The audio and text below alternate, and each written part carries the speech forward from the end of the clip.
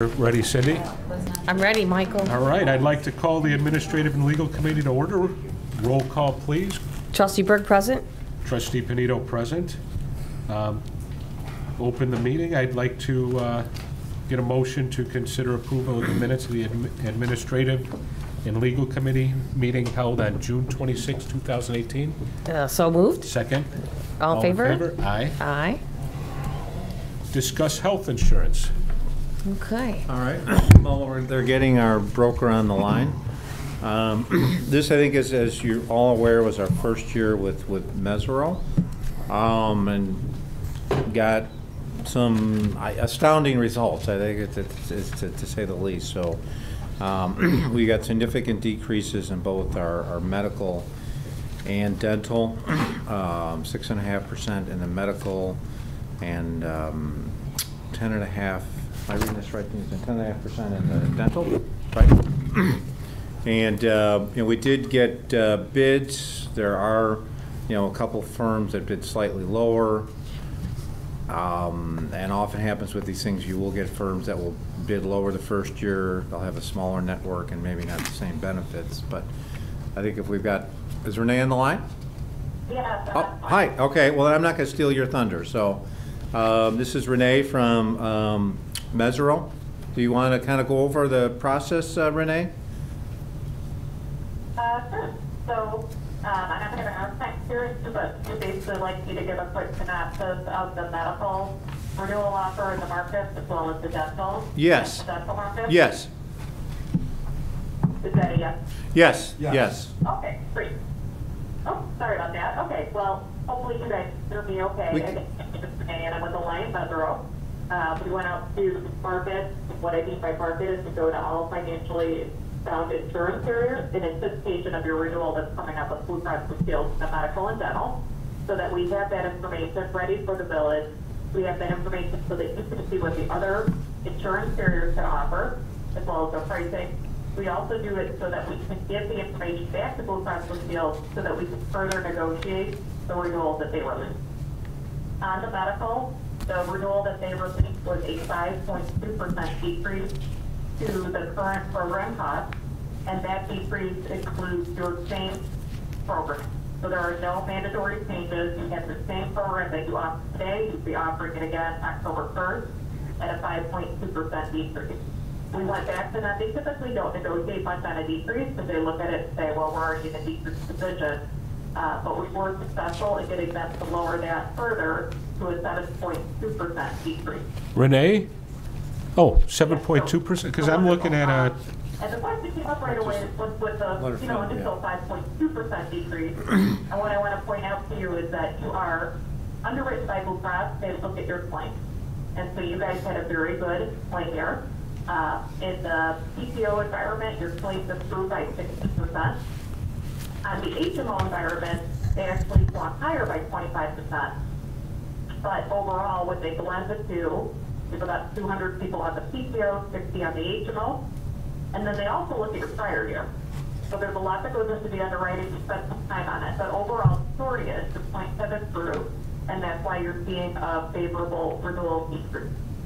So, which is if you guys do everything this year the same next year, the inflation in our world, 5% on medical, 7.5% on prescription drugs. So you guys ran well. You offset that front in a decreased position. We went to the marketplace. There are 4 medical markets. There's Aetna, Cigna, Humana, and United Healthcare. And what we do is we get your census information, we get your plan design, we get claim information, and we ask them to come back and provide a quote. The underwriter will sit down, they'll start working things up. They either A, release the quote with pricing, or they say we're declining the quote based on the information that we received, do not feel that we could be competitive. We received 2 letters of declination, and that was from Cigna and Humana. Aetna released a quote that was 6.1% higher than your current program. United Healthcare released a quote that is 10% below your current program. So again, a 7.2% decrease with Blue Cross. And in all honesty, we do look at markets that come in. They've got sales initiative, obviously. They've got salespeople. They're trying to come in and give some kind of desirable program, to woo you away. have to advise you very strongly, especially United Healthcare, we see a lot of sales initiatives. They try to price below so they can bring you over. Their renewals are very volatile, and you'll see point up to 25 to 30% in year one renewal, same thing in year two. We're usually pretty successful in negotiating those down, but they will walk with you, and they usually walk by year three. So a group that ever moves, they really have to be in the position. They move to United Healthcare, and within a year or two, change again. From a contract standpoint, they don't handle claim processing the same way. The contract is not as rich as yours that you have today with Blue Cross. So there's a lot of differences. But, you know, maybe in another year, we might have to look hard at United Healthcare, then understand the pros and cons. This year, very strongly, you want to renew at a 7.2% on an underwritten program of Blue Cross, which is the richest program, largest network, and no sales initiative is a 7.2% decrease.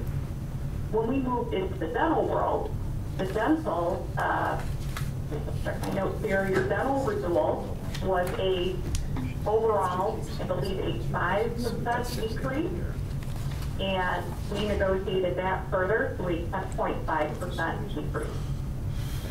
So to renew your same program with Blue Cross Blue Shield, a 10.5% decrease. Now in this marketplace, there's many more markets, and we go to all of them. And what we did find is there wasn't just one that was low.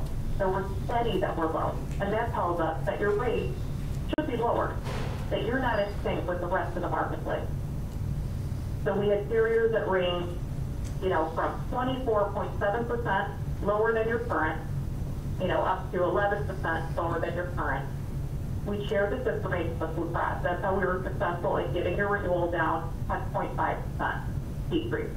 So there's still a spread there, right? There's still a spread between Blue Cross and these other markets. In addition, we got Blue Cross to agree that if you were to redo the dental with Blue Cross Blue Shield at the 10.5% decrease, they will go back and give you an additional 0.5 percentage point off of your medical renewal.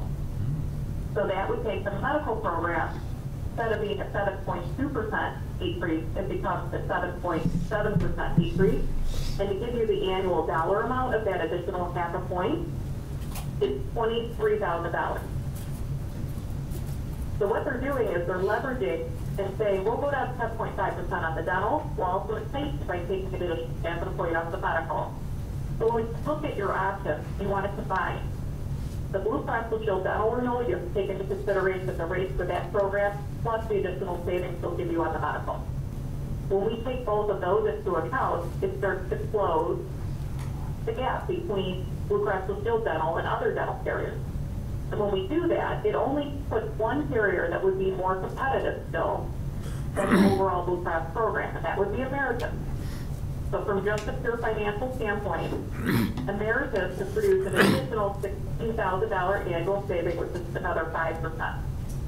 So now your difference between what you have today and then moving to Ameritas is an additional 5 percentage points. But in addition to looking at just the financials, we want to scrub through the contract because they're going to give us a quote and they're going to give us a high level. What are the nuts and bolts? But if we get into the contract provision, make sure when we present this to you, are they quoting the same program you have today? Or are they taking concessions and reducing benefits, which then produces lower rates? We want to make sure we're comparing an apple to an apple, so to speak. So in our presentation, we did a contract scrub, and there are many changes to the Ameritas program. So there's no magic to it. When members go for point of care, they're going to have restrictions on many services. Probably the most significant, I would say, impacts orthodontia. So your plan covers orthodontia for children, and orthodontia right now is for children up to age 26. If you move to Ameritas, the benefit would end at age 19. To give you an idea, you have over 130 employees of the 263 under program that cover children. In addition, they put caps on things like your periodontal care. So that is where, you are, doing things to support your gums. And you just have significant. So we've highlighted where you probably don't have the presentation in front of you, but things that had no limits are now limited, limits just significantly. So in our opinion, to save an additional 5%, you will cost your plan members significant dollars at point of service when they use the program. The next layer is we have to look at provider network. So when you go to see a provider, are they in the network of dentists or are they outside of the network?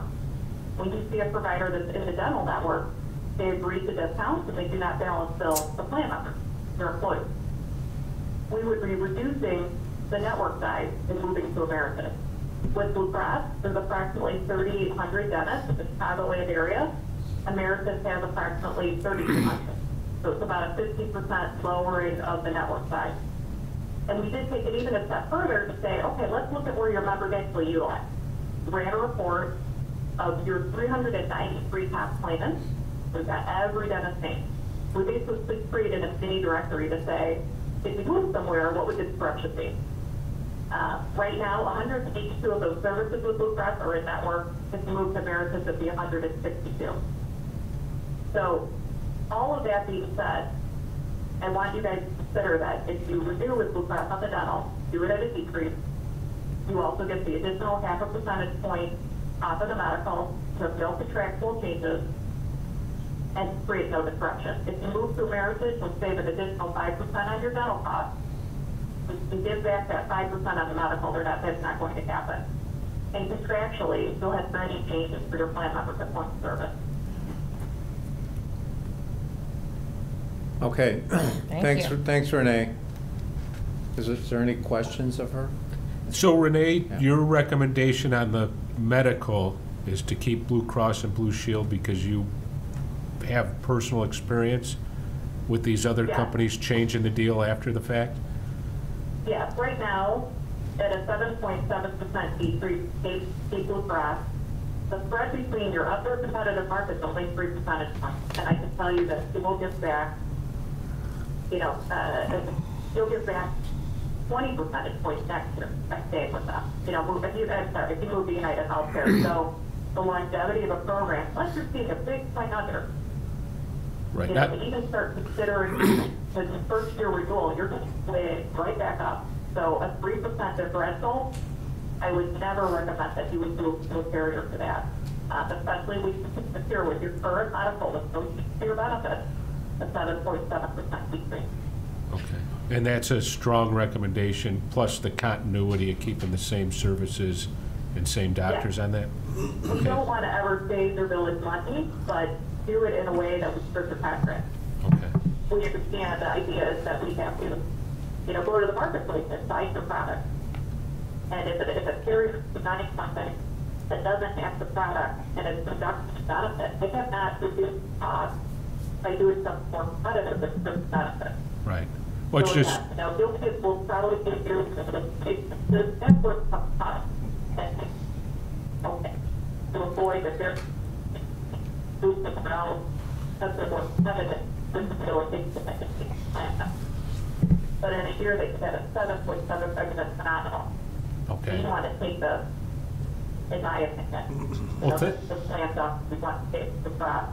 And historically, they've worked very well. We want a carrier that's not going to come back and say, hey, we want a 25% increase in the budget. And you've actually, you've actually seen that happen, so that was kind of what I'd had asked for you to call, because there was a significant difference in the amount. However, I could see that, the insurance company I had, they quoted me a low rate, and then the following year, the rate went up, so it was almost not really a savings at all. And you have experience with these bigger plans. Okay, and then same thing for the insurance, because of the other plans aren't really apples to apples. We're getting the 0.5% discount with Blue Cross Blue Shield if we stay there. Plus just the continuity, everybody's used to it, it'll be easier for the employees. And those are your recommendations on both? Yeah, when we get to the dental contract that actually comes close to that figures, and no one could, they were more expensive than your program. So yes, our recommendation would be to renew the medical and dental with Blue Cross. Well, nice job of getting us a significant savings over last year's rate on both of these. Appreciate that. So, yeah, just one other change I wanted to speak to, and it explains a little bit difference. Renee was talking about a 7.7% decrease in the memo talks about 6.8. One of the things that I asked her to do this year, up until last year, we had always built in broker commissions into the rates. Last year, they were paid for separately, which means the village paid, 100% of the cost. So this rate that's in the memo here reflects the fact that the commissions are actually built in the rate. So it's slightly higher than, what was quoted, but it's just because the commissions is part of the rate. And we talked about that, you and I, Yeah. earlier, and Right. my only concern with that, and I don't know if, Renee, you're the one to even ask about that, is, a flat rate, there's no incentive to sell a more expensive product. Do you have any thoughts on that? Flat rate versus rolling it into the commissions? Probably, I don't know if she can, does it make any difference to you in terms of whether it's a flat rate, in terms of an incentive to sell a different product or not? I can't quite hear you. I think I hear something about incentive and commitment. You know what, it's So- fine, it's probably not a question for you anyway. Thanks, Renee, appreciate your time. Thank you. Thank you. Okay, thank you Thanks. so much. She must have been on cell phone. I guess, Alrighty. on that concern over the flat rate versus the other, it's your recommendation we roll it in? I mean, we could always change it next year To if we change it next feel year, it's. yeah. I mean, it was originally quoted as flat. Again, the village technically pays more when we're paying the fee separately. Right, So when it's part of the rate, then it's shared by. right, no, we talked Yeah, about yeah, that at okay. lunch. And so, yeah, I mean, significant savings, 2 years in a row on insurance, it's, I think, pretty good. No, it's just really, Yeah. really good. I mean, we budgeted, obviously, I think it was about 8%, so we're saving. 8% increase. Yes, yeah. So, I think the claims are good. Obviously, I think hopefully, part of it is Denise and HR, as we've really started to develop a robust wellness program, and hopefully, some of that stuff is starting to make a difference, hopefully, so. Good job, everybody involved. Do I have a motion to accept the managers and, I guess, everybody's recommendation from the village to, Absolutely. Yes. Second. do you need it more specific or just as No, we'll proposed? just motion to it and we'll add it on the August agenda, so. Yeah. So motion, second, Second, all in favor? all in favor? Aye. Aye. So moved. Great job. Thank you. Anybody from the audience wish to address the Administrative and Legal Committee? Let the record reflect there's no one that does. I ask for a motion to close. So move. Second, all in favor? Aye. Oh. Sure. Thanks, Denise. Couldn't imagine living without Blue Cross Blue Shield. I have Cigna. It's horrible. Yeah, anytime your place changes, it gets tricky, Yeah. For sure.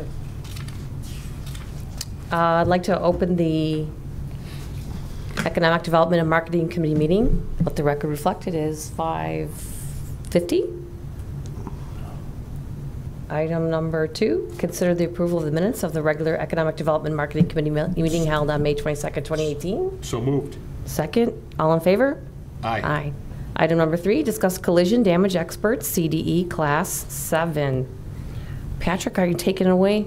Yes, I will take it away. Can you guys see what's on the screen, on your screens? No.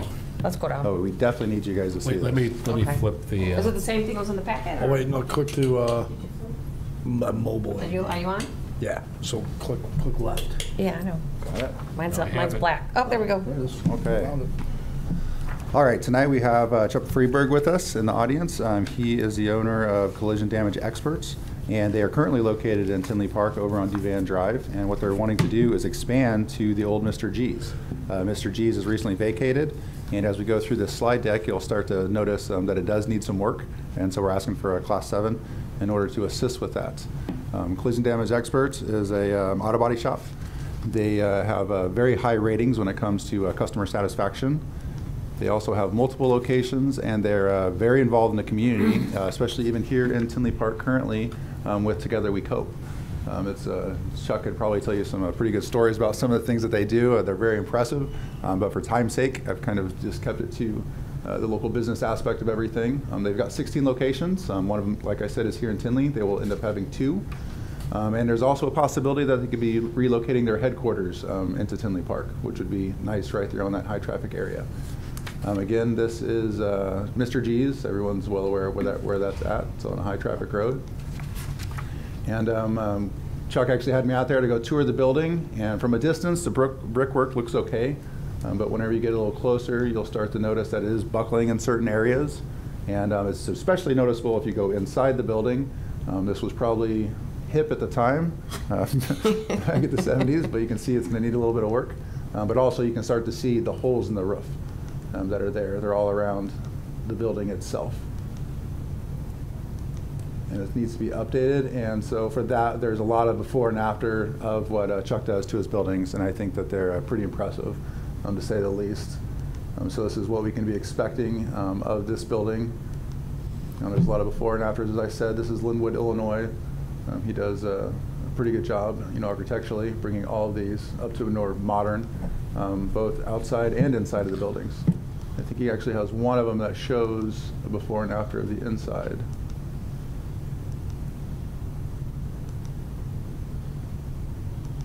This one right here, yeah. So, I mean, yeah, you can see what the inside of Mr. G's looks like compared to what it could look like once he gets in there. And one of the things, though, I don't think I put in the packet is the sales tax for the village. Currently, the sales tax on his location in Tinley Park, we're getting about close to $150,000 a year. He's expecting this one to be closer to his western location, actually above this, but we could be expecting, close to $240,000 additional dollars in sales tax as well. So this is not just your typical development that would go in and create jobs. There are 15 jobs on the line, and possibly even more if he does bring his headquarters down here, but it's like it says in the packet, close to $2 million improvements to the site, but plus the sales tax. So I mean, the sales tax is nice. It's going to clean up a building that does need some tender loving care, and it also meets a lot of our requirements on our incentive policy checklist. But the main one is just that it's going to exceed $1 million capital investment. Also, Chuck's here if you'd like to say a few words and introduce yourself. Well, yes, I would like to introduce myself. Chuck Freiberg, owner of CD Collision Centers. I'm going on my 37th year of owning the company. And I get very proud to say this: I've never once laid one person off for being slow, not one time. It's pretty cool for me to say that. Tinley Park is special to me. I have family that lives out here in Tinley Park, but it's special to me in some other ways. You mentioned Together We Folks. My family went through kind of a tough time in 2010 with family and a young daughter and a coach, and she kind of disappeared with them. I don't know if I ever shared that with you, but she's been gone since then. I've not seen her, and at the time we were looking, my wife and I were looking for things for ourselves to kind of keep busy. And my wife had gone for a church. Going to our church, what she ended up doing was she was driving around looking for a place to go and someplace to be, and she knew of Together. She knew of Together We Go. We live in Homer Glen. We have for 33 years. She's driving down Oak Park. She sees that she's old, and she volunteers for work. And during the day, she was there, and when she comes home at night, she's driving home. Our home is old, but she stops in front of the house and just looks at the house. We have a house, and she just sits and cries in the street. And she told me about this story, and at that time she's been with Together We Go for quite a while now. And Together We Go does a lot of things for a lot of people: food, clothing, for housing, cars, whatever they. It's probably going on 6 years now. I've been their main sponsor for their black tie events. I sponsor most anything that they do, probably in excess of about $15,000 a year that I've been giving to them. And along with my wife working there, and we weren't even at Tinley Park. And it's kind of the dream come true to come into Tinley Park, honestly, because I love the town, and I have nieces that go through Andrew High School, very highly well educated. Anyway, my compliment here. But as far as the company is concerned, like I said, I had started it back in, well, I didn't say it, but I started in 1982. And I don't know if you want me to go on and give any kind of a little bit of rendition of what I did to start the company.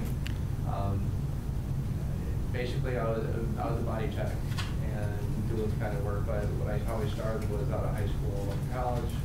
And between college and time off and what have you, I would go hang out at a body shop to learn how to do body work. This was during high school, actually, towards the end of high school, and then I had, I was talking to managers at different body shops. I found one in particular that they let me hang out there, and then I ended up picking up a girl and told me, if you're gonna hang around here, just sleep. So I hung around and slept. They kind of, I learned what they actually did. I was intrigued by it, so I went out and bought a small compressor, small heater, and talked to my dad. They let me do a little bit of painting stuff in their garage, but I would take the parts home, I would paint them, practice with that. Fast forward a couple of years, in between college, I'd come home, and I'd sweep floors, I'd take a full-time job for those times I'd sweep floors, move cars around. After that is when I got a job at an Oldsmobile dealership, and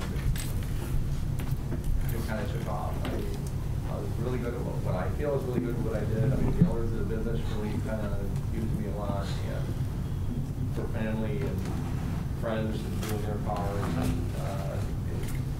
It was a great deal for me. But about 7 years into it, I had my girlfriend's father, not my father-in-law now, but my girlfriend's father, and his brother-in-law asked me if I wanted to go into business and leave my job. I made pretty decent money at the time. I lived in Bolingbrook at the time, had my own house. So I let them leave my job, and we sat with attorneys and accountants to put the business together, and they needed capital. They said, we need capital in the business. And so I'm looking at these two people who were basically, they're my father's age. I'm a kid at the time. And one looked at the other and goes, I don't have any money. And they like, I don't have any money. So here I'm borrowing money off my house at this age to start the capital of the business. But I knew the fellow was going to be, okay, it was going to be 25 to 50% for me for ownership. 1 year later, Dennis wanted to be a third, he's D of CDE, and it wasn't granted. He left. Never saw him again in my life. And then Emil, who was the E of CDE, 6 months later, I had gotten kind of tired of, I'm a young guy now, but I got kind of tired of when customers would come in, friends of his business would come in. He would tell me that he told these people that make fun of me all the time. I taught him everything I know. He wouldn't get any more from me. That only went so far. So I made a deal with another car dealership up the street to expand. So we had 2 locations after a year and a half of business. Came back from that meeting and shared the information with people that I would like to go to 2 locations. I don't care what location you have, but I think we would do better if we still had the same company, but we could expand on that. And he wanted no part of it. And he saw Eddie Rogoliak, I guess, from Philly or not, from the office out there. And had a resignation letter handed to me the next morning. I have 2 businesses now, and I could not even write an estimate. I didn't know anything about the front office. I was back shop guy. So at that time, I'll try and hurt this through. I know you guys are on time restraint. So my dad was a dental technician, and he worked at structural steel. And I asked him to leave his career and come to work for me. And he did. And he knew nothing about cars. He had a great personality. And I told him, Dad, you know what? We got to hire you a manager, and I got to hire me a manager. We need to learn. And so we did.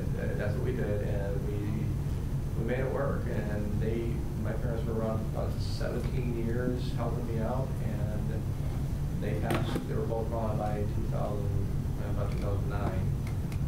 And at that time, I had 3 locations. And after that, it kind of exploded a little bit down to that. The 16, including the car.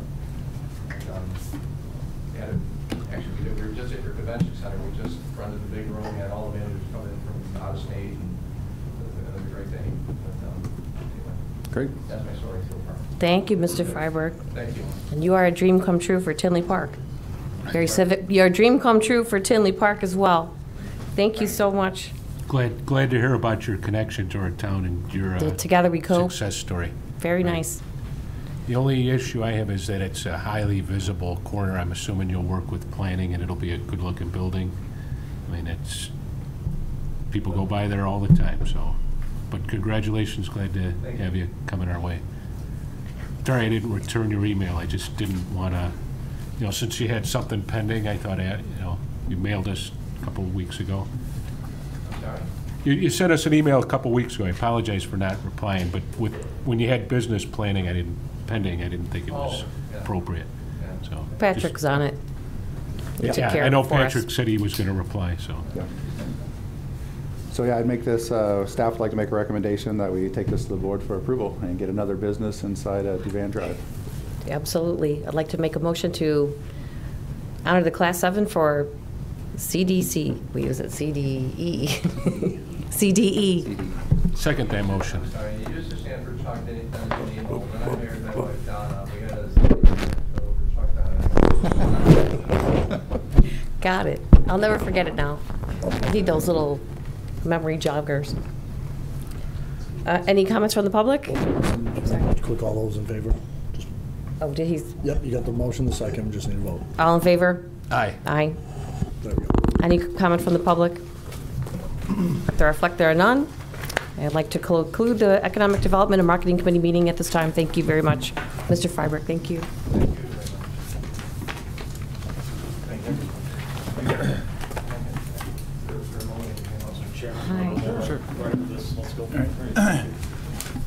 I'd like to call the special meeting of the Committee of the Whole to order.